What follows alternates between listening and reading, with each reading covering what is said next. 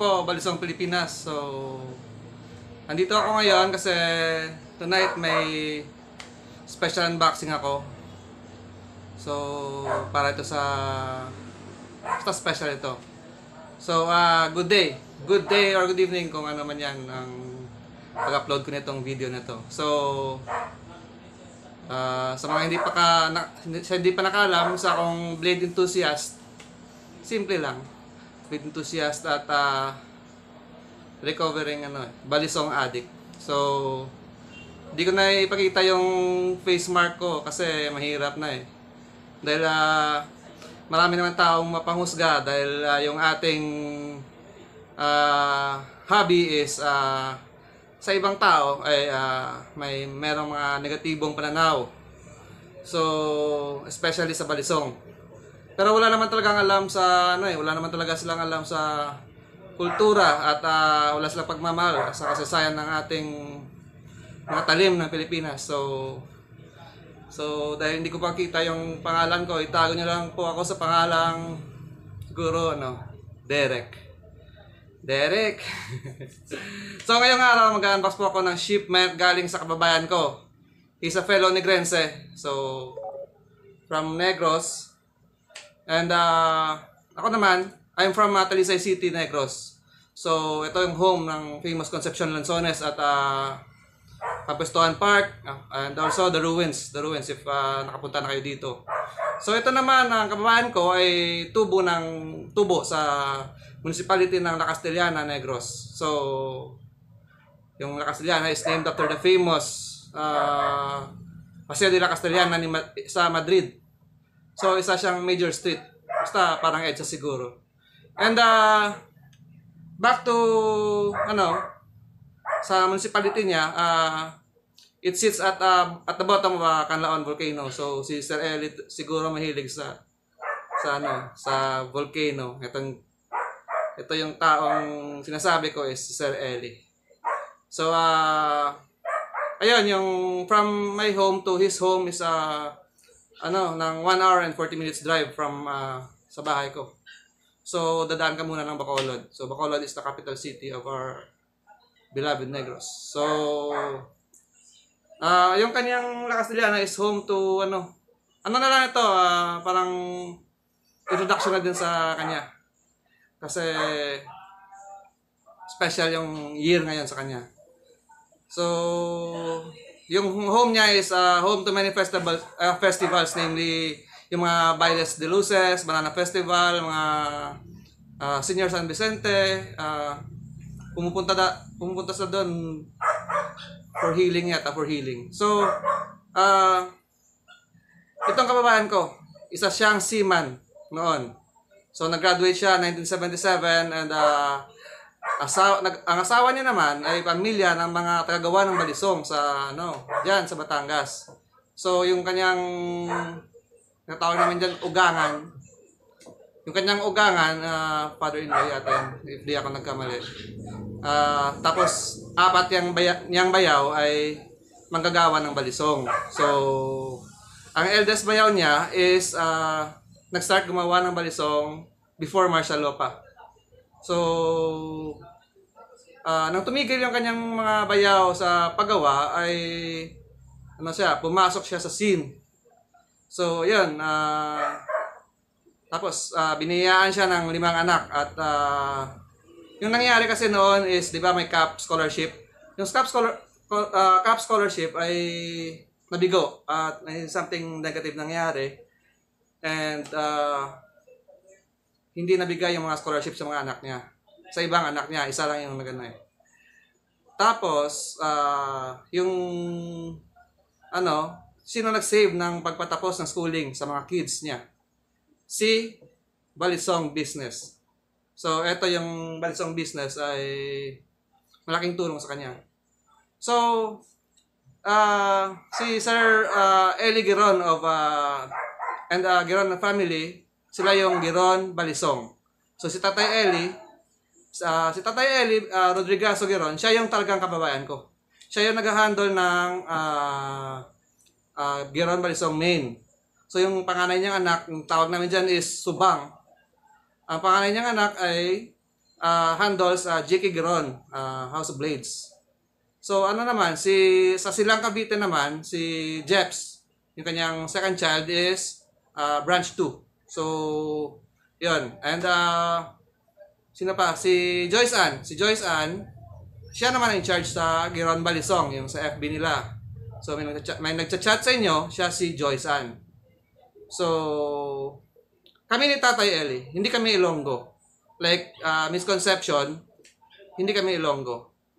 Ano kami, Negrense or Negrosanon. And ang tawag sa amin, Negrosanon, Negrense. So, yung aming dialect is not Ilonggo. It is Hiligaynon. So, pag nagtatagalog ako, medyo may accent. So, yan. Yan yung explanation. So, bakit ko ginawa ang napakahabang introng to? So, ginawa kong napakahabang intro to kasi pugay din kay Sir Eli of Giron Balisong, 30 years in business. So, yun. Bilang greetings, happy anniversary Sir Eli of the Giron Balisong from Balisong, Pilipinas. So now, mag-unbox ako and tingnan natin kung pasado. So, mukha naman sa Facebook, mukhang pasado naman yung mga ginagawa niya. So, okay. Thank you. Good afternoon. Or magandang araw. So, mag-unbox po tayo ngayon ng package ko from Sir Eli Giron, Rodrigazo Giron. So, siya ay kababayan ko from Negros. Kaming mga Negrense at mga taga Iloilo. Almost magkapareho. So, minsan tawag sa amin Ilonggo. Pero hindi kami Ilonggo. Ano kami? Hiligaynon, Negrosanon, Negrense. Hiligaynon yung ang dialect namin. So, first time ko naka-receive ng box na ganito. Talagang unboxing talaga. Yun. Kadalasan kasi nare-receive ko na mga maliliit lang na boxes. So, nakikita ko lang tong ganitong box. Yung mga pinapadala na sa US. Yung kina Bro Jeff, kina Bro Ryan. Yung mga ganito kalaking box. So, first time ko. Pero, tingnan natin. First time ko ito maka-receive kay Sir Eli. So, tingnan natin. Okay.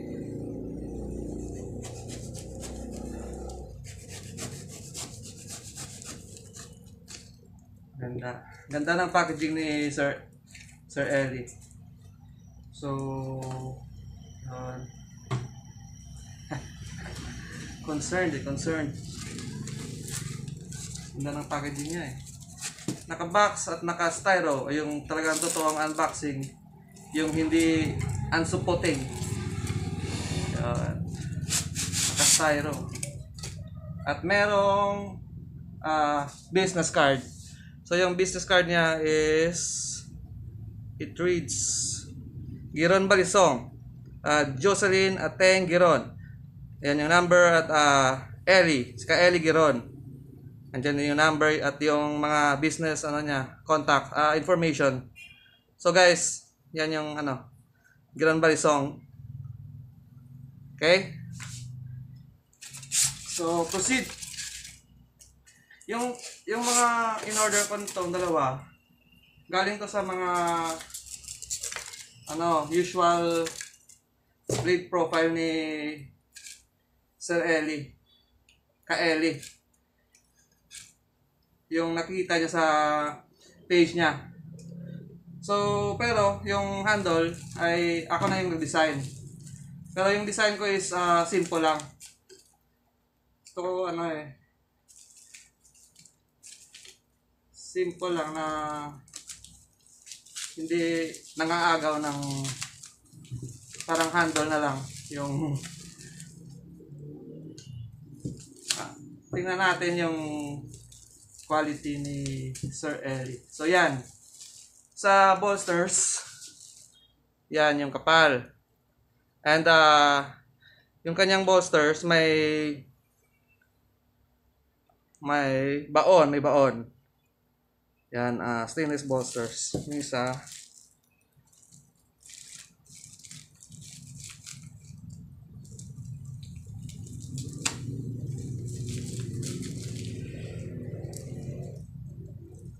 baka matamaan.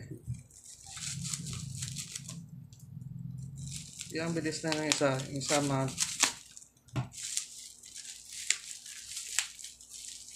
So, eto na. Yung order ko. Yung first order ko kay Sir Eli took, before ako nag-order, mga isang taon din. Isang taon din ako nakapag-decide kasi na-stuck ako sa orders ng ibang makers. So, ibang makers lang palagi yung inuuna ko. So, yung maganda pala sana, tig-isa muna, tig-isang maker, kumuha ka para hindi ka ma-stuck. So, it took me 1 year before nag-order. So, bakit ako nag-order? Symbolic din ito 30th anniversary ng Geron Balisong. So, yan, nag-order ako ng ganyan. So, almost the same sila. And, una natin to. Ito yung design ko is parang Wonder Woman. Yan, simple lang.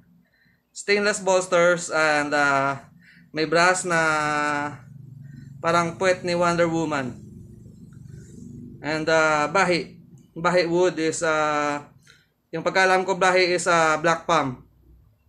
So ito din ginagamit sa sa mga pangarnis, pang Filipino martial arts. So siya ay may bolsters na stainless and yung kanyang housing is brass.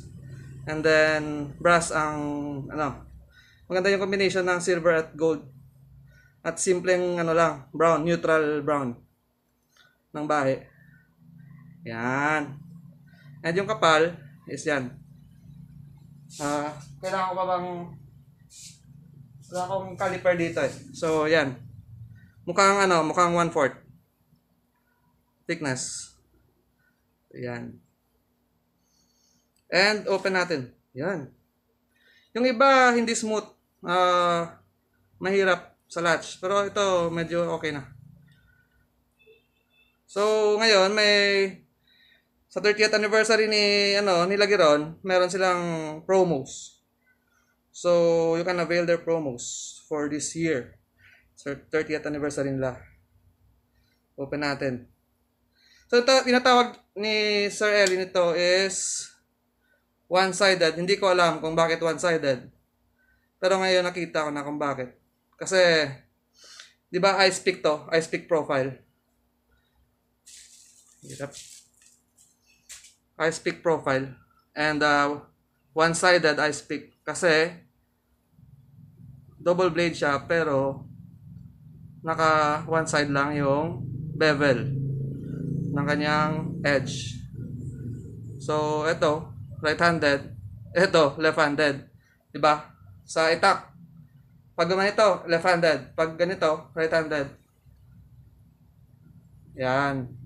So maganda. And hindi na siya masyadong matigas. How do you know?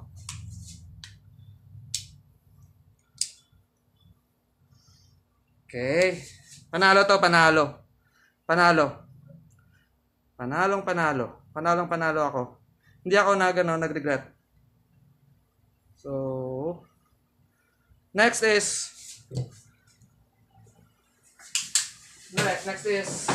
kuha ko ng rule. So, gusto kong tingnan if it's really 29.